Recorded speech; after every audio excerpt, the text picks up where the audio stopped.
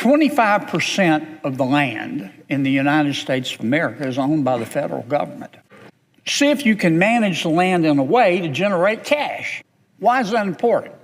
Why is that especially important right now? Our debt's $36.5 trillion. What does that mean? I mean, we throw around this figure of $1 trillion. We can hardly get our mind around it. At least I can hardly get mine around it. Our debt is so high, and we're paying so much interest that the debt grows by $1 trillion every 100 days. So this $36.5 trillion figure, 100 days from now, a little over 3 months, it's going to be $37.5 trillion. That's how fast the debt's growing. This number is so high, and we're paying so much in interest that debt accrues at $10 billion a day, not million, $10 billion a day. $417 million, it goes up an hour. 6.9, let's call it 7 million a minute. What have I've been talking, 3 minutes? Debt just got increased $21 million. And we've got to pay that money back. This is not funny money.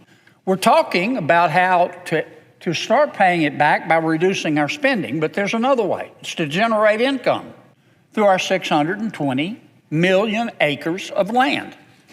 Take our national parks, for example. First thing we want to do with our natural parks is preserve them. I mean, they're beautiful, and that generates some money.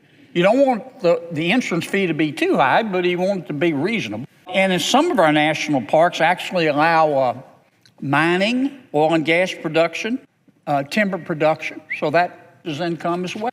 Through mineral harvesting, natural gas production, oil drilling, grazing for agriculture, hunting licenses, fishing licenses, camping permits. You know what our federal lands actually generate in money? We know the potential, $90 billion a year. That'd help us pay down this debt. In 2023, our federal lands actually lost. They lost $13 billion. We went from a potential of $90 billion, according to land use experts, that's what they ought to be generating, to a loss of $13 billion. It's embarrassing. Under President Biden, not him, but his people, he appointed them, they banned offshore drilling off of most of America's coastlines. They prohibited mining on over 1 million acres of lands.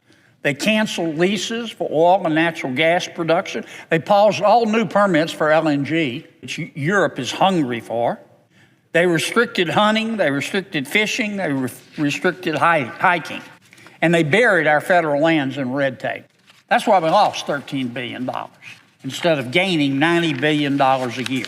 The states have worked very hard to increase the revenue on their state lands while preserving them. Arizona, Idaho, Montana, New Mexico, all we have to do is copy them. Their preservation of their property, but their monetizing of their state lands has produced over the past few years an average return of $14.51 for every $1 those states have invested. So the states spend $1 on their state lands, they get back 15 bucks. Pretty good return. And they haven't sacrificed air quality.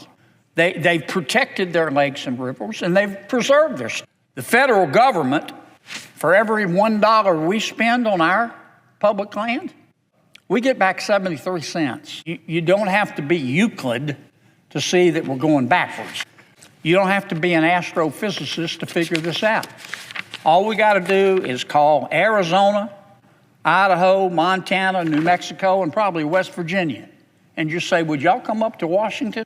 We'll buy you a soda and give you a nice hat if you'll come on up here and tell us how you're doing it, and just copy what